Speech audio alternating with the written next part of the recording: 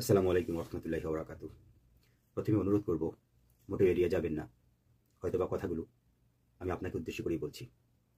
আপনার মনের একান্ত কথাগুলো বা আপনার মনের একান্ত অভিযোগগুলো, যে অভিযোগগুলো আপনি প্রায় সময় আপনি আপনার রবের কাছে করে থাকেন, যে প্রশ্নগুলো আপনার মধ্যে সবসময় ঘুরপাক খায়। অর্থাৎ আমাদের অধিকাংশ মুসলিমদের যাদের ঈমান দুর্বল, অর্থাৎ যারা ঈমানের দিক থেকে দুর্বল, তাদের মধ্যে কিছু কমন কিছু প্রশ্ন কাজ করতে থাকে সবসময়, এবং তার রবের প্রতি কিছু কমন অভিযোগ থাকে। যেমন রিজিকের ব্যাপারে, রিজিকের বরকতের ব্যাপারে, এবং মহান রবের কাছে যখন দোয়া প্রার্থনা করা হয় সেই দোয়া কেন কবুল হয় না। অর্থাৎ প্রশ্নগুলো এমন যে আমি এত নামাজ করতেছি, আল্লাহর ইবাদত করতেছি, সৎ পথে চলতেছি, তারপরেও মহান আল্লাহ রাব্বুল আলামিন আমাকে দেখেই না, আমাকে রিজিক দিচ্ছে না, বা আমার রিজিক দিচ্ছে, রিজিকের বরকত পাচ্ছি না। অথবা এমন কিছু প্রশ্ন কাজ করে যে যারা বিধর্মী আছে, যাদেরকে আমরা প্রতিনিয়ত দেখে থাকি, তাদেরকে মহান আল্লাহ রাব্বুল আলামিন অফুরন্ত ধন ভাণ্ডার দিচ্ছে এবং তারা বিলাসবহুল জীবনযাপন করছে। যেহেতু তারা বিধর্মী, তারা কেন এইভাবে মহান আল্লাহ রাব্বুল আলামিনের কাছ থেকে এত রিজিক পাচ্ছে, এত ধন দৌলত পাচ্ছে? আর আমরা তো মুসলিম, মহান আল্লাহ রাব্বুল আলামিনকে বিশ্বাস করি, ওনাকে ভালোবাসি। তাহলে মহান আল্লাহ রাব্বুল আলামিন আমাদেরকে কেন এইভাবে রিজিক দিচ্ছে না, আমাদেরকে কেন এত কষ্ট দিচ্ছে? এই জাতীয় প্রশ্নগুলো আমাদের অধিকাংশ মুসলিমের। আসুন, আজকে আমি পবিত্র কোরআনুল কারীমের এবং সহিহ হাদিসের এমন কিছু তথ্য আপনাদেরকে জানাবো, এবং কমপ্লিট একটা প্যাকেজ আপনাদেরকে দেব, যেটার মাধ্যমে আপনাদের সকল সমস্যার সমাধান আপনারা খুঁজে পাবেন। আপনাদের যত প্রশ্ন আছে সেই প্রশ্নগুলোর উত্তর পাবে ইনশাআল্লাহ। আসুন শুরু করছি। প্রথমেই আমি সহিহ হাদিসে কুদসির 27 নম্বর হাদিস থেকে আমি শুরু করতে চাচ্ছি, যেটা মাকাল ইবনে ইয়াসার রাদিয়াল্লাহু আনহু থেকে বর্ণিত। অর্থাৎ উক্ত হাদিস থেকে এটাই প্রমাণিত হয় যে, উক্ত হাদিস থেকে জানা যায় আল্লাহ রাসূল বলেন বনি আদমকে উদ্দেশ্য করে, অর্থাৎ মানব জাতিকে উদ্দেশ্য করে বলেন, হে বনি আদম, তুমি আমার ইবাদতের প্রতি মনোনিবেশ হও, আমি তোমার অন্তরকে সচ্ছলতা করে দেব এবং তোমার হাতকে রিজিক দ্বারা পরিপূর্ণ করে দেব। সুবহানাল্লাহ। এবং মহান আল্লাহ রাব্বুল আলামিন আরো বলেন যে, হে আমার বনি আদম, তোমরা আমার কাছ থেকে দূরে সরে যেও না, তাহলে আমি তোমাদেরকে অভাব দ্বারা পরিপূর্ণ করে দেব এবং তোমাদের হাতকে কর্মব্যস্ত করে দেব। উক্ত হাদিসটা হয়তো অনেকে বুঝতে পারবেন না, আমি একটু উক্ত হাদিসটা ব্যাখ্যা করছি আপনাদের কাছে সংক্ষিপ্তভাবে। অর্থাৎ এখানে মহান আল্লাহ রাব্বুল আলামিন কি ঘোষণা দিয়েছেন এবং আমাদেরকে কি বোঝাতে চেয়েছেন। অর্থাৎ উক্ত হাদিস থেকে এটাই সুস্পষ্ট প্রমাণিত যে মহান আল্লাহ রাব্বুল আলামিন আমাদেরকে ইবাদত করতে বলছেন ওনার, তাহলেই কেবল উনি আমাদের অন্তরকে সচ্ছলতা করে দিবেন এবং আমাদের হাতকে রিজিক দ্বারা পরিপূর্ণ করে দিবেন। এখন রিজিক সম্পর্কে বুঝতে পারলাম, কিন্তু অন্তরের সচ্ছলতা বলতে আল্লাহ কি বুঝিয়েছেন? অন্তরের সচ্ছলতা বলতে মহান আল্লাহ রাব্বুল আলামিন এটাই বুঝিয়েছেন, অন্তরে যে প্রশান্তি, শান্তি। অর্থাৎ আপনি দেখবেন পৃথিবীতে অসংখ্য ধনাঢ্য ব্যক্তি রয়েছে, যাদের অঢাল টাকা পয়সা, অনেক ধনী শ্রেণীর ব্যক্তি রয়েছে, যাদের টাকা পয়সার কোনো কমতি নেই, তাদের সফলতার কোনো কমতি নেই, তারা এতটি স্বর্ণশিখরে পৌঁছেছেন। কিন্তু দেখবেন তাদের মনে বা তাদের অন্তরে কোনো সচ্ছলতা নেই, অর্থাৎ কোনো শান্তি নেই। তাদের মধ্যে সবচেয়ে বেশি অশান্তি দেখতে পাবেন। অর্থাৎ তারা যতই অর্থ উপার্জন করুক না কেন, তাদের মধ্যে সেই অভাবটা থেকেই থাকে অর্থের প্রতি। তারপরে দেখবেন তাদের পারিবারিক কলহ সবচেয়ে বেশি, তাদের মনোমালিন্য বেশি, একে অপরের প্রতি রেসপেক্টের অভাব রয়েছে যথেষ্ট, একজন আরেকজনের প্রতি যথেষ্ট অনাস্থা, অবিশ্বাস, এবং কি বলে এটাকে, পারিবারিক যেই দাম্পত্য যে কলহ, এটা প্রতিনিয়ত লেগে আছে। অর্থাৎ তারা কি অন্তরের দিক থেকে তারা সচ্ছল না, অর্থাৎ আর্থিকভাবে সচ্ছল কিন্তু অন্তরের সচ্ছলতা তাদের নেই। আবার একটা নিম্ন শ্রেণীকে দেখেন, যারা দেখা গেছে উদাহরণস্বরূপ যেমন কোনো মসজিদের ইমাম হোক, কোনো মুয়াজ্জিন হোক, কোনো খাদেম হোক, তারা দেখবেন খুব স্বল্প পরিমাণ টাকা উপার্জন করতেছে, মাস গেলে হয়তো দেখছে 10,000, 15,000, 12,000, আলহামদুলিল্লাহ। উক্ত অর্থ দিয়ে সে তার যে মনের যে প্রশান্তি সেটা পাচ্ছে। অর্থাৎ এটা যে সে শান্তিতে আছে, তার পরিবার পরিজন নেই, তাদের মধ্যে কোনো অভিযোগ নেই, তাদের মধ্যে কোনো কলহ নেই, বিবাদ নেই, অতটুকুর মধ্যে তারা তাদের যে ভরণ পোষণ, তাদের যে চাহিদাগুলো সেগুলো পূরণ করতেছে, মাশাআল্লাহ। সেখান থেকে আবার তারা আবার কিছু সঞ্চয় করতে পারছে, অর্থাৎ তাদের রিজিকে বরকত পাচ্ছে। এক কথা আমি যেটা বোঝাতে চাচ্ছি যে মহান আল্লাহ রাব্বুল আলামিন আসলে যাদেরকে অঢাল সম্পদ দিয়েছে ঠিকই, কিন্তু তাদেরকে মনের যে প্রশান্তি, মনের যে সচ্ছলতা সেটা দান করেনি। যার জন্য মহান আল্লাহ রাব্বুল আলামিন বলেন যে তুমি আমার ইবাদত করো, এক তো তোমাকে মনের যে শান্তি সেটা দিব, দ্বিতীয়ত তোমার হাত রিজিক দ্বারা পরিপূর্ণ করে দেবো। আচ্ছা, পরবর্তীতে মহান আল্লাহ রাব্বুল আলামিন আবার কি বললেন যে, হে বনি আদম, তুমি আমার থেকে দূরে সরে যেও না, তাহলে আমি তোমার অন্তরকে অভাবে পরিণত করে দেবো এবং তোমাকে কর্মব্যস্ত করে দেবো। অর্থাৎ এখানে মহান আল্লাহ রাব্বুল আলামিন বুঝিয়েছেন আমাদেরকে যে আমাদের অন্তরকে অভাব দ্বারা পরিপূর্ণ করে দিবে। অভাব কি? অর্থাৎ আমরা যদি মহান আল্লাহ রাব্বুল আলামিন ইবাদত থেকে দূরে সরে যাই, তাহলে মহান আল্লাহ রাব্বুল আলামিন আমাদেরকে আমাদের অন্তরের যে চাহিদাটা, ক্ষুধাটা, এটা সবসময় আমাদের মধ্যে প্রতিনিয়ত থেকেই যাবে। যতই উপার্জন করি না কেন, সেই অভাবটা আমাদের মধ্যে থেকেই যাবে। এই অভাবটা পরিপূর্ণ করে দেবে, অর্থাৎ অভাবে আমাদের অন্তরটাকে সবসময় রাখবে, যতই উপার্জন করি না কেন। অর্থাৎ মনের যে শান্তি সেটা আমরা কখনোই পাবো না। তারপর মহান আল্লাহ রাব্বুল আলামিন বলেন যে তোমার হাতকে কর্মব্যস্ত করে দেবো। অর্থাৎ আপনি রিজিকের জন্য সর্বদা সর্বত্র দৌড়াদৌড়ি করবেন, প্রতিনিয়ত আপনি অর্থের পিছনে শুধু ছুটবেন। আপনাকে আল্লাহ কি করবেন? কর্মব্যস্ত রাখবেন সবসময়, এবং মহান আল্লাহ রাব্বুল আলামিন থেকে আপনাকে বিমুখ করে রাখবেন। অর্থাৎ প্রকৃত যে অর্জন, আপনি আপনি ইবাদত করে আপনার পরকালকে অর্জন করবেন, ইহকালের সচ্ছলতা আপনি অর্জন করবেন বা শান্তি অর্জন করবেন, সেই জিনিসগুলো আপনি পাবেন না। আপনাকে মহান আল্লাহ রাব্বুল আলামিন সর্বদা কর্মব্যস্ত রাখবেন আপনার হাতকে, কিন্তু আপনার মধ্যে কোনো শান্তি থাকবে না, আপনার মধ্যে কোনো রকম অন্তরের সচ্ছলতা থাকবে না, আর আপনি মহান আল্লাহ রাব্বুল আলামিনের কোনো শুকরিয়া আদায় করতে পারবেন না, এবং আপনি যার জন্য আপনি ইহকাল এবং পরকাল দুই জায়গায় আপনি ক্ষতিগ্রস্ত হবেন যদি মহান আল্লাহ রাব্বুল আলামিনের ইবাদত থেকে আপনি বিমুখ হয়ে পড়েন। উক্ত হাদিস থেকে এটাই সুস্পষ্ট প্রমাণিত। আচ্ছা, এখন আমি যাই মহান আল্লাহ রাব্বুল আলামিন এই রিজিক সম্পর্কে কি বলেছেন। সূরা ইব্রাহিমের যদি 7 নম্বর আয়াতে আমরা যাই, সেখানে মহান আল্লাহ রাব্বুল আলামিন স্পষ্ট বলেছেন যে তোমরা বেশি করে শুকরিয়া আদায় করো, তাহলে কি আমি তোমার রিজিক বাড়িয়ে দেবো। সুবহানাল্লাহ। তাহলে স্পষ্ট বোঝা গেল যে আমার রিজিক বৃদ্ধি করার জন্য মহান আল্লাহ রাব্বুল আলামিনের শুকরিয়া আদায় করতে হবে বেশি বেশি করে। তারপর আবার যদি আমরা সূরা ইউনূসের 21 নম্বর আয়াতে যাই, উক্ত আয়াতে মহান আল্লাহ রাব্বুল আলামিন এই রিজিক সম্পর্কে কি বুঝিয়েছেন। রিজিক সম্পর্কে মহান আল্লাহ রাব্বুল আলামিন বলেছেন যে আমি আমার বান্দাদেরকে প্রথমে দুঃখ দুর্দশা বিপদ আপদ এগুলো দিয়ে প্রথমে কি করি, আমি তাদেরকে আমি পরীক্ষা নিয়ে থাকি। অর্থাৎ উক্ত আয়াতে যেটা আসছে যে আমি প্রথমে তাদেরকে বিপদ এবং দুঃখ দুর্দশার স্বাদ আচ্ছাদন করাই, পরবর্তীতে তাদেরকে আমি আমার রহমতের স্বাদ আচ্ছাদন করাই। অর্থাৎ প্রথমে মহান আল্লাহ রাব্বুল আলামিন আমাদেরকে দুঃখ দুর্দশা এগুলো দিয়ে আমাদেরকে পরীক্ষা করবে যে আমরা আসলে ইমানের দিক থেকে কতটা শক্তিশালী, মহান আল্লাহ রাব্বুল আলামিনের প্রতি কতটা তাকওয়া রাখতেছি, ভয় রাখতেছি, কতটা তাওয়াক্কুল রাখতেছি অর্থাৎ ভরসা রাখতেছি, এবং কতটা আমরা ধৈর্যশীল। এই জিনিসগুলো মহান আল্লাহ রাব্বুল আলামিন আমাদের প্রতিনিয়ত পরীক্ষা করে থাকেন। আর ঠিক সেই সময়টাতে আমরা সবচেয়ে বেশি পথভ্রষ্ট হয়ে পড়ি, অর্থাৎ মহান আল্লাহ রাব্বুল আলামিনের প্রতি আস্থা হারিয়ে ফেলি যে উনি আমাদেরকে দিচ্ছেন না, কেন আমার প্রতি এত অবহেলা করতেছে, আমরা কেন এত ইবাদত করতেছি কিন্তু আল্লাহ আমাদের দিকে তাকাচ্ছে না, অথচ বিধর্মীদেরকে আল্লাহ দিয়ে যাচ্ছে। এই অভিযোগগুলো তখন আমাদের মধ্যে সবচেয়ে বেশি আসে। অর্থাৎ শয়তান সেই সময়টাতে আমাদের সবচেয়ে বেশি দুর্বলতার সুযোগ নেয় আমাদেরকে পথভ্রষ্ট করার জন্য। এটা আমাদের মাথায় রাখতে হবে। অর্থাৎ এখানে স্পষ্ট প্রমাণিত সূরা ইউনূসের 21 নম্বর আয়াত থেকে যে মহান আল্লাহ রাব্বুল আলামিন প্রথমে দুঃখ দুর্দশা দিবেন, অর্থাৎ আমাদের পরীক্ষা করবেন, পরে আমাদেরকে রহমতের স্বাদ আচ্ছাদন করাবেন, অর্থাৎ আমাদের রিজিক দ্বারা পরিপূর্ণ করে দিবেন। এটাই মহান আল্লাহ রাব্বুল আলামিন বুঝিয়েছেন। এছাড়া উক্ত কথাটা আবার সূরা বাকারার 155 নম্বর আয়াতে মহান আল্লাহ রাব্বুল আলামিন একই ঘোষণা দেন, অর্থাৎ আমি তোমাদেরকে অবশ্যই পরীক্ষা করব, কিছু ভয়, কিছু ক্ষুধা, কিছু জানমাল, অথবা তোমাদের ফসল ফলাদি স্বল্পতার মধ্য দিয়ে। অর্থাৎ এ থেকে স্পষ্ট প্রমাণিত যে মহান আল্লাহ রাব্বুল আলামিন আসলে আমাদেরকে প্রতিনিয়ত প্রথমে পরীক্ষা করবেন। তার অর্থাৎ এই রিজিক প্রসঙ্গে সর্বোপরি আমার প্রত্যেকটা কলিজার মুসলিম ভাই বোনদের উদ্দেশ্যে বলবো যে কখনোই নিরাশ হওয়া যাবে না, হতাশাগ্রস্ত হওয়া যাবে না, কেননা মহান আল্লাহ রাব্বুল আলামিন হতাশাগ্রস্তকারীদের একেবারেই পছন্দ করেন না। এই সম্পর্কে মহান আল্লাহ রাব্বুল আলামিন সূরা হিজরের 56 নম্বর আয়াতে বলেন যে তোমরা কখনোই নিরাশ হও না, নিরাশ হবে কেবল যারা পথভ্রষ্ট তারা। অর্থাৎ ঠিক ওই সকল ব্যক্তিরা নিরাশ হবে যারা শয়তান দ্বারা প্রভাবিত, অর্থাৎ শয়তানের কুমন্ত্রণা দ্বারা প্রতিনিয়ত প্রভাবিত হচ্ছে, তারাই কেবল নিরাশ হবে। একজন ইমানদারী ব্যক্তি কখনই মহান আল্লাহ রাব্বুল আলামিনের প্রতি ভরসা হারাতে পারেন না, অর্থাৎ তাওয়াক্কুল হারাতে পারে না। এটি হচ্ছে একজন ইমানদারের প্রকৃত বৈশিষ্ট্য। তো এই সম্পর্কে মহান আল্লাহ রাব্বুল আলামিন যদি রিজিক সম্পর্কে আরেকটু সুস্পষ্ট কিছু বলতে হয় বা তথ্য দিতে হয়, তাহলে আমরা সূরা তালাকের 2 নম্বর আয়াতে যাব, যেখানে মহান আল্লাহ রাব্বুল আলামিন তাকওয়ার কথা বলেছেন, অর্থাৎ মহান আল্লাহ রাব্বুল আলামিনের প্রতি ভয় প্রদর্শনের কথা বলেছেন। যে যত বেশি তাকওয়া রাখবেন মহান রবের প্রতি, মহান আল্লাহ রাব্বুল আলামিন ঘোষণা দেন উক্ত আয়াতে সূরা তালাকের 2 নম্বর আয়াতে যে তার জন্য মহান আল্লাহ রাব্বুল আলামিন কি করবেন, নিষ্কৃতির পথ করে দিবেন, এবং তার ধারণাতীত জায়গা থেকে মহান আল্লাহ রাব্বুল আলামিন তাকে রিজিক দান করবেন। সুবহানাল্লাহ। এই থেকে সুস্পষ্ট প্রমাণিত যে প্রথমে জানলাম মহান রবের প্রতি আমাদের ইবাদত করতে হবে, তারপরে জানলাম যে মহান আল্লাহ রাব্বুল আলামিনের প্রতি তাকওয়া থাকতে হবে, ভয় থাকতে হবে, তাহলেই কেবল মহান আল্লাহ রাব্বুল আলামিন আমাদের সকল সমস্যা সমাধানের জন্য সকল নিষ্কৃতির পথ করে দিবেন, এবং আমাদের ধারণাতীত জায়গা থেকে মহান আল্লাহ রাব্বুল আলামিন রিজিকের ব্যবস্থা করে দিবেন। এটা মহান আল্লাহ রাব্বুল আলামিনের ঘোষণা। সুবহানাল্লাহ। তারপর আমরা যদি সূরা তালাকের 3 নম্বর আয়াতে যাই, সেখানে মহান আল্লাহ রাব্বুল আলামিন কি বলেছেন, এখানে আরো সুন্দর সুস্পষ্ট আমাদেরকে সান্ত্বনার বাণী দিয়েছেন, আমাদেরকে আশ্বাস দিয়েছেন। অর্থাৎ সবসময় আল্লাহ রাব্বুল আলামিন কি বলেছেন, আমাদের ভরসা দিয়েছেন। যেখানে মহান আল্লাহ রাব্বুল আলামিন বলেছেন যে যেন আমরা ওনার প্রতি আমরা তাওয়াক্কুল রাখি। তাওয়াক্কুল কথার অর্থ হচ্ছে ভরসা রাখি, অর্থাৎ আমরা যেন কখনই মহান আল্লাহ রাব্বুল আলামিনের ভরসা থেকে দূরে সরে না যাই। অর্থাৎ আমাদের রব ব্যতীত অন্য কারোর প্রতি যেন আমাদের ভরসা না হয়, যেটা শিরকের পর্যায়ে চলে যাবে। অর্থাৎ আমরা যখনই ভরসা করবো একমাত্র মহান আল্লাহ রাব্বুল আলামিনের উপরই করবো। কেননা মহান আল্লাহ রাব্বুল আলামিন উক্ত আয়াতে অর্থাৎ সূরা তালাকের 3 নম্বর আয়াতে বলেন যে যে বান্দা মহান আল্লাহ রাব্বুল আলামিনের প্রতি তাওয়াক্কুল রাখেন, ভরসা রাখেন, তার জন্য তিনি নিজেই যথেষ্ট। তিনি সুস্পষ্ট ঘোষণা দেন। সুবহানাল্লাহ। এছাড়াও মহান আল্লাহ রাব্বুল আলামিন আরো বলেন উক্ত আয়াতে যে তাকে সবকিছু পরিপূর্ণ দেওয়া হবে, এবং মহান আল্লাহ রাব্বুল আলামিন আরো বলেন কেননা তার জন্য সবকিছুই কি আগে থেকে নির্দিষ্ট করা হয়েছে। আমরা সবাই জানি যে মহান আল্লাহ রাব্বুল আলামিন সর্বোত্তম পরিকল্পনাকারী। সূরা আনফাল আয়াত 30। তো আমরা উক্ত আয়াত থেকে এটি স্পষ্ট প্রমাণিত হলো যে মহান আল্লাহ রাব্বুল আলামিন সবকিছু কি আমাদের জন্য বা ওনার বান্দাদের জন্য আগে থেকে নির্দিষ্ট করে রেখেছেন। অতএব এই নিয়ে আমাদের মোটেও বিচলিত হওয়া যাবে না, নিরাশ হওয়া যাবে না। ওনার প্রতি আমাদের তাওয়াক্কুল যেটা, সেটা কখনোই মানে তাওয়াক্কুল থেকে সরে আসা যাবে না, ওনার প্রতি ভরসা থেকে সরে আসা যাবে না। এটি সবচেয়ে বড় কথা।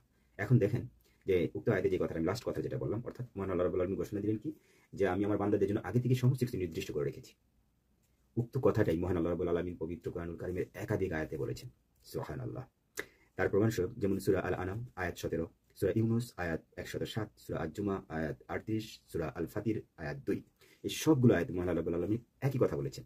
অর্থাৎ আমি মূল কথাটা বলি যে মহান আল্লাহ রাব্বুল আলামিন বুঝিয়েছেন উক্ত আয়াতগুলোতে যে আমি আমার বান্দার জন্য যা নির্দিষ্ট করে রেখেছি তা পৃথিবীর কারো সাধ্য নেই সেগুলোকে ছিনিয়ে নেবার।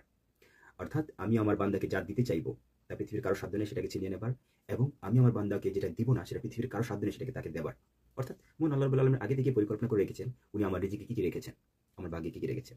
সুতরাং আমার যে রিজিক পৃথিবীর কারো সাধ্য নেই আমার কাছে ছিনিয়ে নেবার, যেটা নিয়ে আমরা মানবজাতির সবচেয়ে বেশি বিভ্রান্তির মধ্যে থাকি। অর্থাৎ প্রতিনিয়ত অনেক সময় মনে হয় যে আমার এই জবটা ছিল, ওই ব্যক্তিটার জন্য আমার এই জবটা হলো না, বা এটার জন্য এই ক্ষতিটা হলো, এই ক্ষতিগ্রস্ত হলো, সেখান থেকে আমার রিজিক আসতো, আমার সেটা নষ্ট করে দিল না। বিষয়গুলো এমন না। কেননা মহান আল্লাহ রাব্বুল আলামিন তো আগে থেকে ঘোষণা দিয়েছেন বা নির্দিষ্ট করে রেখেছেন আমাদের রিজিকটা কোথায় থাকবে। সুতরাং আমাদের ফোকাসটা সেখানে থাকতে হবে। অর্থাৎ আমাদের বিশ্বাস করতে হবে যে মহান আল্লাহ রাব্বুল আলামিন নিশ্চয়ই এখানে আমার রিজিক রাখেননি, যার জন্য আমার এখান থেকে আমি ক্ষতিগ্রস্ত হয়েছি বা সরে এসেছি, বা আমি সেখান থেকে কোনো প্রতিদান পাইনি। ঠিক আছে, এটাই বিশ্বাস করতে হবে। যখন আপনার এই তাওয়াক্কুলটা চলে আসবে, তাকওয়াটা চলে আসবে, তাওয়াক্কুলটা চলে আসবে, মহান রবের প্রতি ভরসাটা চলে আসবে, বিশ্বাসটা চলে আসবে, তখন মহান আল্লাহ রাব্বুল আলামিন আপনার দেখবে যে আপনি ঈমানের দিক থেকে আপনি সম্পূর্ণ বলিয়ান এবং ইসপাতের ন্যায় মজবুত। তখন মহান আল্লাহ রাব্বুল আলামিন আপনার ইহকালীন এবং পরকালীন দুই জায়গাতেই আপনাকে সমৃদ্ধি করবে ইনশাআল্লাহ। সুবহানাল্লাহ। এই থেকে এটাই কিন্তু স্পষ্ট প্রমাণিত যে আসলে রিজিকের ব্যাপারগুলো এভাবেই ঘটে থাকে, যেগুলো আমরা হয়তো অনেকেই বুঝি না।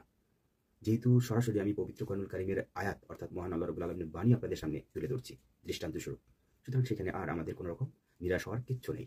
আচ্ছা, এখন আমার প্রত্যেকটা প্রিয় মুসলিম কলিজার যে মুসলিম ভাই বোন রয়েছেন তাদের উদ্দেশ্যে আমার একটা বিনীত অনুরোধ থাকবে, যেটা মহান আল্লাহ রাব্বুল আলামিন অত্যন্ত গুরুত্ব সহকারে আমাদেরকে বুঝিয়েছেন বা বলতে চেয়েছেন, সেটা হচ্ছে ধৈর্যের ব্যাপারটা। ধৈর্য থাকতে হবে। নাম্বার 1 তাকওয়া, তারপর তাওয়াক্কুল, ওনার প্রতি ভরসা, তৃতীয়ত ধৈর্য। ধৈর্যশীলতে মহান আল্লাহ রাব্বুল আলামিন অত্যন্ত পছন্দ করে। অর্থাৎ মহান আল্লাহ রাব্বুল আলামিন যেটা বলেন যে অর্থাৎ নিশ্চয় আল্লাহ কি ধৈর্যশীলদের সাথে আছেন, যেটা মহান আল্লাহ রাব্বুল আলামিন সূরা বাকারার 153 নম্বর আয়াতে ঘোষণা দেন। এবং মহান আল্লাহ রাব্বুল আলামিন সূরা হুদের 11 নম্বর আয়াতে বলেন যে সবর এবং সৎকর্মের সাথে, সৎ কার্যক্রমের সাথে সম্পৃক্ত থাকবে তার জন্য রয়েছে ক্ষমা এবং রয়েছে তার জন্য প্রতিদান। তাহলে আমরা রিজিক সম্পর্কে আসলে আমাদের যে বিভ্রান্তগুলো ছিল আমাদের মধ্যে সেগুলো মোটামুটি অনেকটা ক্লিয়ার হয়ে গেছে। আমি যদি প্রথম থেকে শেষ পর্যন্ত নিয়ে আসি, সর্বপ্রথমে বলতে হবে ওনার ইবাদত করতে বলেছে, তারপর ওনার প্রতি তাওয়াক্কুলের কথা বলেছে অর্থাৎ ভরসার কথা বলেছে, তারপর সবরের কথাটা আসছে, তারপর তাকওয়ার কথা আসছে। এই জিনিসগুলো যখন আমাদের মধ্যে পরিপূর্ণ থাকবে এবং আমরা যেন কখনোই নিরাশ না হই, এই বিষয়গুলো মহান আল্লাহ রাব্বুল আলামিন বুঝিয়েছেন। আরেকটা চমৎকার যেটা তথ্য, যেটা আমরা এই পুরো বক্তব্য থেকে যেটা অ্যানালাইজ করে জানতে পারি, সেটা হচ্ছে এই মহান আল্লাহ রাব্বুল আলামিন আসলে আমাদেরকে প্রথমে বিপদ দিয়ে দুঃখ দুর্দশা দিয়ে আমাদেরকে পরীক্ষা করেন এবং তারপরে আমাদেরকে রহমতের স্বাদ আচ্ছাদন করান। সুতরাং এই ব্যাপারে একেবারে নিরাশ হওয়া যাবে না। এবার এই তো গেল রিজিকের ব্যাপারগুলো, মোটামুটি ধারণা আপনাদের। এবার আসুন বরকতের ব্যাপারটা। আমাদের সবচেয়ে বড় অভিযোগ যে আমাদের রিজিকে বরকত হচ্ছে না কেন। ইহুদি খ্রিস্টানদের বরকত হচ্ছে, তাদের টাকা পয়সার কোনো কিছুর কমতি নেই, দিনকে দিন তারা আরও বেশি ধনী হচ্ছে, অথচ আমাদের রিজিকের কোনো বরকত হচ্ছে না। হ্যাঁ, তাদের কেন বরকত হচ্ছে সেটা আমি পরে বলবো। তার আগে আমরা কেন বরকত পাচ্ছি না সেটা আমাদের জানা উচিত। অর্থাৎ মহান আল্লাহ রাব্বুল আলামিন এই সম্পর্কে সুস্পষ্ট ঘোষণা দেন যে আমাদেরকে বেশি বেশি দান সদকা করতে হবে, তবেই কেবল আমাদের রিজিকে বরকত হবে। যে ব্যাপারে আমরা অত্যন্ত মুসলিমরা খুব বেশি কৃপণ, অর্থাৎ দান সদকা একেবারেই করতে চায় না। মনে করে যে দান সদকা করা মানেই হচ্ছে আমার অর্থ কমে যাওয়া। এটা একেবারেই ভুল। অর্থাৎ আপনি যত বেশি দান সদকা করবেন ততই কি আপনার রিজিক বৃদ্ধি পাবে। এ সম্পর্কে মহান আল্লাহ রাব্বুল আলামিন বলেন যে কে আছো যে আমাকে উত্তম ঋণ দান করবে, যার ফলে আমি তাকে বহুগুণ বাড়িয়ে দেব। সুবহানাল্লাহ। যেটা সূরা বাকারার 245 নম্বর আয়াত থেকে যেটা আমরা জানতে পারি। অর্থাৎ মহান আল্লাহ রাব্বুল আলামিন সুস্পষ্ট ঘোষণা দেন যে কে আমাকে উত্তম ঋণ প্রদান করবে। এখন প্রশ্ন হলো আল্লাহকে আমরা কিভাবে ঋণ দিব? এটা তো কখনোই সম্ভব না, এটা সাধারণ দৃষ্টিকোণ থেকে। আসলে না, কথার মূল বিষয়বস্তু হচ্ছে আমরা যখন গরিব দুঃখীদেরকে দান সদকা করব, তারপর বেশি বেশি করে কাউকে সাহায্য সহযোগিতা করব, ঋণ দান করব, সহযোগিতা করব আর্থিকভাবে, ওই বান্দাদেরকে বুঝিয়েছেন যখন বান্দাদেরকে আমরা করবো সেটাই কি মহান আল্লাহ রাব্বুল আলামিনকে উত্তম ঋণ প্রদান করা হবে, যার ফলাফল উনি বহু গুণ বাড়িয়ে দিবেন। সুবহানাল্লাহ। অর্থাৎ আমাদেরকে বেশি বেশি করে দান সদকা করতে হবে, মানুষকে সহায়তা হাত বাড়িয়ে দিতে হবে, এটাই মহান আল্লাহ রাব্বুল আলামিন বুঝিয়েছেন বরকতের ব্যাপারে। এবার আপনাদের সাথে আমি যে বিষয়টা নিয়ে সবচেয়ে বেশি আলোচনা করব, ভালো কথা চমৎকার একটি তথ্য আপনাদেরকে জানাই, অর্থাৎ বরকতের ব্যাপারে, যেটা আমরা হয়তো অনেকেই জানি না। সেটা হচ্ছে যে সূরা আদ-দাহরের 9 নম্বর আয়াত থেকে যেটা জানা যায় যে মহান আল্লাহ রাব্বুল আলামিন উক্ত আয়াতে বুঝিয়েছেন আমরা অনেক সময় ফকির মিসকিনদের বা দরিদ্র ব্যক্তিদের অনেক সময় দান সদকা করে থাকি বা দান দিয়ে থাকি। অনেক সময় ভিক্ষুক আমাদের বাসায় আসলো, তাকে কিছু অর্থ দিলাম বা তাকে কিছু চাল দিলাম বা বিভিন্ন কিছু দিলাম, দেওয়ার পরে আমরা তাকে বলি বা ওনাকে দাওয়াত দিয়ে আপ্যায়ন করে খাওয়ালাম এবং তার বিনিময়ে ওনার কাছে দোয়া চাইলাম যে আপনি আমার জন্য, আমার পরিবারের জন্য, আমার স্বামীর জন্য বা আমার মৃত বাবার জন্য, হোয়াটএভার যেই হোক না কেন, তাদের জন্য একটু দোয়া করে দিবেন। এরকম কিছু মনোবাসনা নিয়ে আমরা অনেক সময় দরিদ্রদেরকে দাওয়াত দিয়ে থাকি, তাদেরকে খাইয়ে থাকি, তাদেরকে কিছু অর্থ দান করে থাকি। তাদেরকে কিছু সাহায্য করে থাকি এবং এই ধরনের উক্তিও পাশাপাশি করে থাকি যে দোয়া করে দেবে। এই শব্দটা মোটেও করা যাবে না। কেন করা যাবে না? উক্ত আয়াত থেকে এটাই প্রমাণিত যে আমরা যখন কোনো দরিদ্র ব্যক্তিকে, কোনো ফকির মিসকিনকে যখন আমরা খাওয়াবো, কোনো অর্থদান দেবো এবং পাশাপাশি যখন তাদেরকে আমি বলবো যে আমার জন্য দোয়া করবেন, তাহলে বিষয়টা হয়ে যাবে বিনিময়। অর্থাৎ আপনি তাকে যেটা দিচ্ছেন তার বিনিময়ে আবার তার কাছে ফিডব্যাক চাচ্ছেন। এটাই উক্ত তাফসীর থেকে এটাই প্রমাণিত সূরা দাহরের 9 নম্বর আয়াত থেকে, যে আপনি তার কাছে বিনিময় চাচ্ছেন। এটা তো ঠিক না। আপনি তাকে খাওয়াবেন, আর্থিকভাবে আপনি সহযোগিতা করবেন সম্পূর্ণ মহান রবের সন্তুষ্টির জন্য। আপনার ভিতরে অর্থাৎ এই জিনিসটা থাকতে হবে যে আমি যে তাকে দান করতেছি, আমি যে তাকে খাওয়াচ্ছি, কাকে খুশি করার জন্য? আল্লাহকে খুশি করার জন্য। উনি তো অন্তর্যামী, উনি তো সবই জানেন। সূরা মুলকের 13 নম্বর আয়াত থেকে আমরা যেটা জানতে পারি যে মহান আল্লাহ রাব্বুল আলামিন ঘোষণা দেন যে আমি বান্দার প্রকাশ্য এবং ভিতর সবকিছু জানি। সুতরাং উনি যেহেতু আমাদের সবকিছু জানেন যে আপনি কিসের জন্য খাওয়াচ্ছেন, আপনার মনের ইচ্ছাটা কি, সেটা আপনার মৃত বাবার জন্য হোক, আপনার স্বামীর জন্য হোক, বা আপনাদের আর্থিক রিজিকের বৃদ্ধির জন্য হোক, সচ্ছলতার জন্য, যেটাই হোক না কেন, সেটা তো উনি জানে। জাস্ট ওনার সন্তুষ্টির জন্য আপনি ওনাকে খাওয়ান। ওনার কাছে কেন আপনি চেয়ে আবার ভিক্ষা, আপনি আবার ভিক্ষা দিচ্ছেন, আবার কেন ভিক্ষা চেয়ে নেবেন? তাহলে তো আপনার বিনিময় প্রতিদান হয়ে গেল, অর্থাৎ গিভ অ্যান্ড টেক হয়ে গেল। সেটা করা যাবে না। উক্ত হাদিস থেকে এটা প্রমাণিত। আচ্ছা, এবার আমরা যে বিষয়টা নিয়ে সবচেয়ে বেশি কনফিউশনে থাকি এবং যেটা অভিযোগ সবচেয়ে রবকে আমরা সবচেয়ে বেশি দিয়ে থাকি আল্লাহকে, সেটা হচ্ছে কি, যে আমরা মহান আল্লাহ রাব্বুল আলামিনের কাছে সর্বদা দোয়া প্রার্থনা করি, অথচ আমাদের দোয়াগুলো কবুল হয় না। অনেক সময় অনেক মা তার সন্তানের জন্য দোয়া করেন এবং বলে যে হে আল্লাহ, আমি এত দোয়া করি কিন্তু আমার দোয়াটা কেন কবুল হচ্ছে না? এই অভিযোগগুলো আমরা দিতে থাকি। বা আমরা অনেক সময় যারা খুব বেশি ক্ষতিগ্রস্ত, খুব অভাবগ্রস্ত, ঋণগ্রস্ত, তারাও মহান রবের কাছে এইভাবে প্রার্থনা করতে থাকি, কাঁদতে থাকি এবং বলতে থাকি হে আল্লাহ, তুমি আমাকে সহযোগিতা করো, সাহায্য করো। কিন্তু আমাদের যেভাবে মহান রবের কাছে চাচ্ছি, মহান রব আমাদেরকে সেভাবে দিচ্ছে না, যেটা আমরা উপলব্ধি করতে পারতেছি। তখন আমরা কি করি? মহান রবের প্রতি বিভিন্ন রকম অভিযোগ দিতে থাকি, অভিযোগ ছুটতে থাকি। আবার অনেক সময় অনেক ব্যক্তিদের মুখে খারাপ উক্তি চলে আসে মহান রব সম্পর্কে। হ্যাঁ, তাহলে আমাকে দেখে না, পৃথিবীর সবাইকে দেখে, এরা দিচ্ছে তারা দিচ্ছে, আমাকে আল্লাহ দেখেই না, আল্লাহ কেমন বিচার। এই জাতীয় অনেক খুব খারাপ উক্তি বা মহান রব সম্পর্কে আমরা মিথ্যা রটনা করে থাকি। নাউজুবিল্লাহ, এগুলো মোটেও করা যাবে না। অর্থাৎ এই যে দোয়ার ব্যাপারটা, এটার জন্য বিশেষ কিছু ফর্মুলা আছে, সিস্টেম আছে, যে মহান রবের কাছে আপনি কীভাবে দোয়া চাইবেন। আপনি যখন স্কুলে পড়তেন, যখন কোনো শিক্ষকের কাছে আপনি ছুটি চাইতেন, আপনি কিন্তু সরাসরি প্রধান শিক্ষককে বলতে পারতেন না যে স্যার আমি যাচ্ছি, আমার আজকে আমার বিশেষ কাজ আছে, বাসার মধ্যে মেহমান আসবে, বা আমি কোথাও ঘুরতে যাবো, বেড়াতে যাবো, আমি আজকে আসতে পারবো না, বা আমি আজকে অসুস্থ, আমি আসতে পারবো না, এইভাবে বলে আপনি ছুটি নিতে পারবেন না। আপনাকে আপনার ছুটিটা কি গ্যারান্টি করবে না প্রধান শিক্ষক বা ক্লাস টিচার। তার জন্য কি করতে হবে? আপনাকে বিনীত কিছু সিস্টেম ওয়াইজ ওনাকে কীভাবে দুর্বল করা যায়, ওনাকে কীভাবে নরমভাবে বলা যায়। আর যদি প্রধান শিক্ষকের কাছে হয়, তাহলে তো আমরা জানি যে অনেক সময় এটা কি করতে হয়, আমাদের দরখাস্ত দিতে হয় যে আমি ছুটি চাচ্ছি। তখন কি সেটা গ্যারান্টিড হয়? তার মানে কি সিস্টেম ওয়াইজ যেতে হবে। তখনই কেবল আপনি যেমন সেই স্কুল থেকে ছুটি পাবেন বা আপনার প্রার্থনা মঞ্জুর হবে, ঠিক তেমনই রহমান রবের কাছেও আপনার এই জাতীয় দোয়াগুলো যখন আপনি চাইবেন, সেক্ষেত্রে আপনাকে কি সিস্টেম ওয়াইজে যেতে হবে। অর্থাৎ আল্লাহ রাসূল যেভাবে আপনি নির্দেশ দিয়েছেন, ঠিক সেই পন্থায় আপনি ওনার কাছে দোয়া চাইতে হবে। আসুন সেই সম্পর্কে আপনাদেরকে একটা ধারণা দিচ্ছি। অর্থাৎ যেটা যে আমরা আমরা জানি যে মহান আল্লাহ রাব্বুল আলামিন ওনার বান্দার হাত কখনোই ফিরিয়ে দিতে জানেন না। উনি অত্যন্ত লজ্জাশীল, যেটা সুনানে আবু দাউদ 1488 নম্বর হাদিস থেকে যেটা জানতে পারি, যে মহান আল্লাহ রাব্বুল আলামিন এতটাই লজ্জাশীল যে ওনার বান্দার হাত কখনোই ফিরিয়ে দিতে জানেন না। অর্থাৎ আমরা যখন যেটা চাচ্ছি, সেটা মহান রবের কাছে কি গ্রান্টেড হয়ে যাচ্ছে, যেটা অন্তঃস্থল থেকে যেটা চাচ্ছি গ্রান্টেড হয়ে যাচ্ছে, কিন্তু আমরা পাচ্ছি না। এটারও একটা বিশেষ কারণ রয়েছে। তারপর আমরা আরও জানি যে সহিহ হাদিসে কুদসির 16 নম্বর হাদিস থেকে, যে মহান আল্লাহ রাব্বুল আলামিনের রহমত ওনার গোসাকে অতিক্রম করেছে। তার মানে আমাদের প্রতি ওনার যতটুকু রাগ রয়েছে, তার চেয়ে অনেক বেশি রহমতের পরিমাণ রয়েছে। সুবহানাল্লাহ। তাহলে কেন আমরা নিরাশ হব? এখন মূল বিষয়টা হচ্ছে যে আসলে আমরা জানি না যে কীভাবে দোয়া চাইতে হবে। যেমন এ সম্পর্কে আমরা যেটা জানি যে আল্লাহ রাসূল সুস্পষ্টভাবে ঘোষণা দেন জামিআত তিরমিজির 486 নম্বর হাদিস থেকে, যেটা আমরা জানতে পারি। অর্থাৎ উক্ত হাদিসে এটাই প্রমাণিত হয় যে আল্লাহ রাসূল ঘোষণা দেন, যখন কোনো বান্দা মহান রবের কাছে কোনো দোয়া প্রার্থনা করেন, সেই দোয়াটা মহান রবের কাছে পৌঁছায় না, সেটা কি করে আসমানে ঝুলন্ত অবস্থায় থাকে, যতক্ষণ না পর্যন্ত আল্লাহ রাসূলের প্রতি আমরা দরুদ পাঠ না করছি। অর্থাৎ উক্ত হাদিস থেকে এটাই প্রমাণিত, যতক্ষণ না পর্যন্ত আল্লাহ রাসূল ঘোষণা দিচ্ছেন যে আমার উপর যতক্ষণ না পর্যন্ত তোমরা দরুদ পাঠ করতেছো মহান রবের কাছে কোনো কিছু চাওয়ার আগে পূর্বে, ততক্ষণ পর্যন্ত তোমাদের দোয়াটা কি ঝুলন্ত অবস্থা থাকবে, যেটা সহিহ জামিআত তিরমিজির 486 নম্বর হাদিস থেকে কোট করা হয়েছে। তাহলে আমরা একটা সুস্পষ্ট প্রমাণিত হলো যে আমরা যখন দোয়া করি, তার আগে আমরা দরুদ পড়ে নিই, পড়া উচিত আমাদের, যেটা আমরা অনেকেই করি না। আচ্ছা, তারপর আরও একটা জিনিস জানতে পারি যে আপনি দরুদ পড়ার পরপরই মহান রবের কিছু আপনি গুণ কীর্তন করবেন। অর্থাৎ মহান রবের অসংখ্য কিছু প্রশংসা মাখা নাম রয়েছে, সেই নামগুলো আপনি উচ্চারণ করবেন, আল্লাহর প্রশংসা দিয়ে শুরু করবেন। হ্যাঁ, তার মানে প্রথমে দরুদ শরীফ, তারপরে মহান রবের অসংখ্য প্রশংসা মাখা কিছু উক্তি, এবং যখনই আপনি প্রার্থনা করতে থাকবেন, ঠিক প্রার্থনারত অবস্থায় মহান রবের কিছু গুণবাচক নামগুলো আপনি বলতে থাকবেন।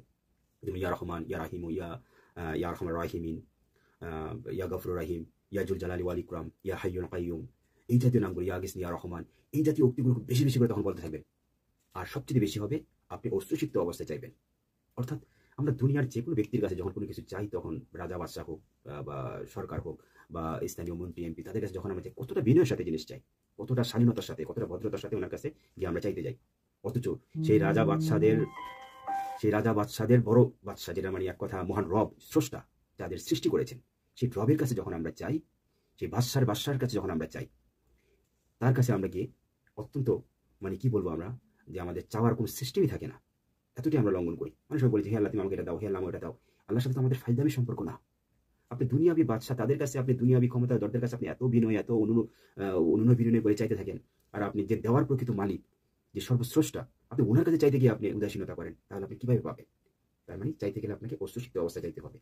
যতটা দরদ দিয়ে চাওয়া যায়, যতটা অন্তঃস্থল থেকে চাওয়া যায়, সেই চাওয়াটা যদি সেটা আপনি খোলা উন্মুক্ত আকাশের দিকে তাকিয়ে আপনি চান, সেটা আরো ভালো। যেটা নবীর সুন্নাহ, আপনি উপর দিকে তাকিয়ে আল্লাহর কাছে আপনার প্রার্থনাগুলো করতে থাকেন। তার মানে চাওয়ার সিস্টেম কি?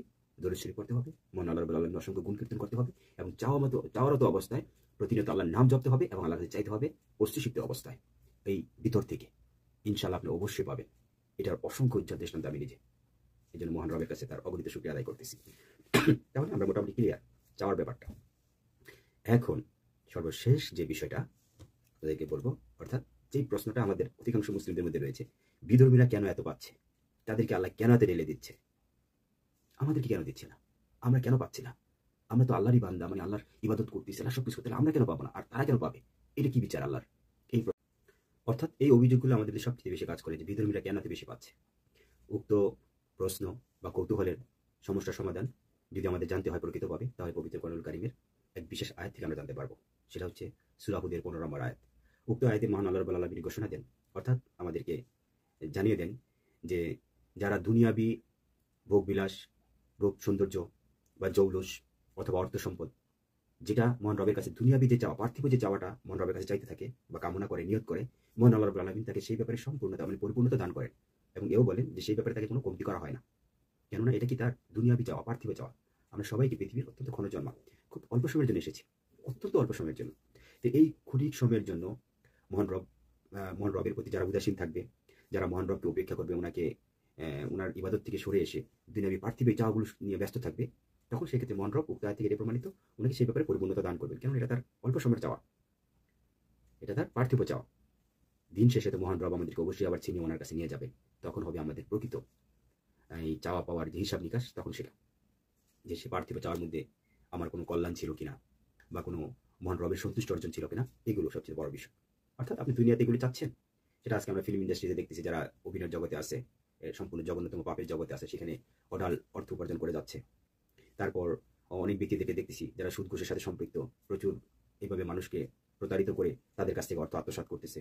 যাদের পেশি শক্তি রয়েছে, স্থানীয় ক্ষমতাবান যারা রয়েছেন, স্থানীয় নেতা যারা রয়েছেন, তারা দেখা গেছে নিরীহ বা সাধারণ জনগণের উপর অন্যায় অত্যাচার করতেছে, বা তাদের বল প্রয়োগ করে, শক্তি প্রয়োগ করে, পেশি প্রয়োগ করে তাদের কি করবো, তাদের ভিটা ভূমি এগুলো কি করতেছে, বাড়ি ঘর এগুলো দখল করতেছে, এগুলো করে যাচ্ছে।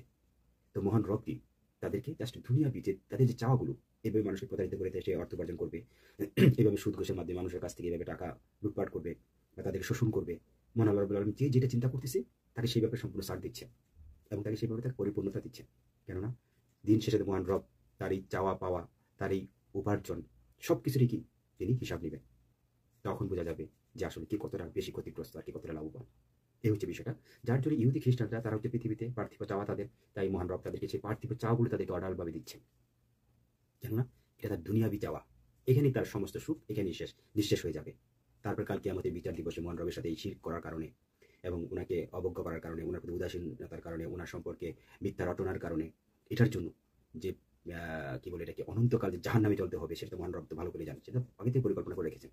সুতরাং বিধর্মীরা যা পাচ্ছে তারা শুধুমাত্র দুনিয়াবি সুখটা তারা পাচ্ছে, যার জন্য দেখবেন যে তারা সবচেয়ে বেশি ধনাঢ্য ব্যক্তি, তাদের প্রচুর অর্থ সম্পদ। কেননা মহান আল্লাহ রাব্বুল আলামিন তাদেরকে শুধুমাত্র দুনিয়াবি দিচ্ছেন, আখিরাত থেকে তাদেরকে সম্পূর্ণ বঞ্চিত করা হবে। আর আমাদেরকে এত কষ্ট দিচ্ছেন, এত যন্ত্রণা দিচ্ছেন, বা আমাদের এত পরীক্ষা নিচ্ছেন, আমাদের এত আজকে ফিলিস্তিনি ভাই বোনদের দেখেন কতটা নির্যাতিত হচ্ছে, কতটা তারা অপমান অপদস্থ লাঞ্ছিত হচ্ছে, তারা হত্যা হচ্ছে নির্বিচারে, তাদের ঘর বাড়ি ভাঙতেছে, তাদেরকে মানে কি বলবো আমি, ছোট ছোট যে নিষ্পাপ বাচ্চা তাদেরকে হত্যা করতেছে, তাদেরকে ক্ষুধার্ত রাখতেছে। এই যে বিষয়গুলো, এগুলো কি জাস্ট মুসলিমদের জন্য একটা পরীক্ষা মাত্র। আর যাদের ইমান প্রচন্ড স্ট্রং, ইস্পাতের ন্যায় মজবুত, তারা এগুলো মনে প্রাণে বিশ্বাস করে যে আসলে আমি পৃথিবীতে আসছি ক্ষণিক সময়ের জন্য, আল্লাহ পরীক্ষা করতেছে, করুক না, আমি সেই পরীক্ষাটা আমি আমার ধৈর্যের সাথে আমি আমার পরীক্ষা উত্তীর্ণ হতে চাই। কেন এটা অত্যন্ত স্বল্প সময়, আমার জন্য অনন্তকালের জান্নাত পড়ে আসছে। যারা ইমানদার ব্যক্তি তারা এটা আশা করবে। তারা এই পরীক্ষার মধ্যে দিয়ে যাবে। যে যত বেশি পরীক্ষায় সম্মুখীন হবে, মহান আল্লাহ রাব্বুল আলামিনের কাছে তত বেশি সুমিষ্ট ফল পাবে, এটি স্বাভাবিক। আর যে যত কম পাবে পরীক্ষা, অর্থাৎ দুনিয়াবি সুখ বিলাসও করতেছে, আবার রবের ইবাদতও করতেছে, নিজের ইমানও ঠিক রাখতেছে, তাদের দেখা গেছে প্রতিদানটা ঠিক ওরকমই পাবে। অর্থাৎ যে যত বেশি কষ্ট করবে তার প্রতিদান সবচেয়ে বেশি পাবে। এটাই প্রমাণিত উক্ত আয়াত দ্বারা। তো যাক, এটা আমরা মোটামুটি জেনে গেলাম। এখন আমি বলবো যে আসলে যে আমাদের মহান রব যে আমাদেরকে এই যা আমাদেরকে দেন রিজিকের ব্যাপারটা, ঠিক আছে, বা বরকতের ব্যাপারটা, আমরা যখনই মহান রবের কাছে কোনো কিছু চাই সেই জিনিসগুলো পাচ্ছি না। এটার মূল কারণ হচ্ছে এটা তিনভাবে বিভক্ত, যেটা আমি অ্যানালাইজ করে বুঝতে পেরেছি। অর্থাৎ নাম্বার ওয়ান, মহান রবের কাছে আপনি যেটা চাচ্ছেন, অনেকে দেখবেন যে চাও মাত্র সেটা পেয়ে যায়, অর্থাৎ সে দুনিয়াতে পেয়ে যাচ্ছে আলহামদুলিল্লাহ। অনেক সময় দেখবেন যে আপনি চাচ্ছেন কিন্তু পাচ্ছেন না, সেক্ষেত্রে আপনি ধরে নিতে হবে যে মহান আল্লাহ রাব্বুল আলামিন আপনার সেই চাওয়ার মধ্যে, আপনার সেই পাওয়ার মধ্যে আপনার ক্ষতি সাধন হচ্ছে, বা যেটা আমি বুঝতেছি এটা আল্লাহ জানে, যে আপনি অঢাল সম্পদ চাচ্ছেন, হয়তো মহান রব জানে যে এই টাকাটা যখন আপনি পাবেন, প্রচুর অর্থ পাবেন, তখন আপনি আল্লাহ থেকে বিমুখ হয়ে পড়বেন, আল্লাহর প্রতি উদাসীন হয়ে পড়বেন, ঠিক আছে, আপনি দুনিয়া বিভোগ বিলাসে ব্যস্ত হয়ে পড়বেন, অর্থাৎ আপনার ইমান ধ্বংস হতে থাকবে। এটা মহান আল্লাহ রাব্বুল আলামিন আগে থেকে জানে, এই জন্য আপনি সেই জিনিসটা দিচ্ছে না, যতটুকু দরকার ঠিক ততটুকু দিচ্ছে। অর্থাৎ মহান রবের কাছে কোনো ব্যক্তি চাওয়া মাত্র পাচ্ছে, কোনো ব্যক্তি পাচ্ছে না, অর্থাৎ তার জন্য সেটা অকল্যাণকর, যার জন্য মহান আল্লাহ রাব্বুল আলামিন দিচ্ছে না। তার মানে কি দুই ব্যাপারে আপনি সন্তুষ্ট থাকতে হবে। এবার তৃতীয় যে বিষয়টা, অর্থাৎ আমরা যেটা আমি আগেও বলেছি যে মহান আল্লাহ রাব্বুল আলামিন অত্যন্ত কি লজ্জাশীল, উনি কখনই তার বান্দার হাত ফিরিয়ে দিতে চান না, যেটা সুনানে আবু দাউদের 1488 নম্বর হাদিস থেকে জানা যায়। অর্থাৎ মহান আল্লাহ রাব্বুল আলামিন ঘোষণা দেন তার বান্দার হাতকে তিনি ফিরিয়ে দিতে জানেন না। আমি অন্তর অন্তঃস্থল থেকে আমি যেটাই চাচ্ছি সেটাই পাবো। কখন পাবো? পৃথিবীতে চাচ্ছি, পাচ্ছি না, আবার কেউ চেয়ে পেয়ে যাচ্ছি তো পাচ্ছি, আবার যেটা একেবারেই পাচ্ছি না, তার মানে উনি কি কোনো আবেদনই কি আমাদেরকে বঞ্চিত করতেছে না, সবই পাবো। সেটা কখন? কালকে আমাদের বিচার দিবসে। অর্থাৎ কালকে আমাদের বিচার দিবসে যখন মহান আল্লাহ রাব্বুল আলামিনের কাছে আপনি যাবেন, দেখবেন যে আপনি অসংখ্য পাপের কারণে আপনি জান্নাতে যেতে পারছেন না, আপনার আমল অত্যন্ত কম, হালকা।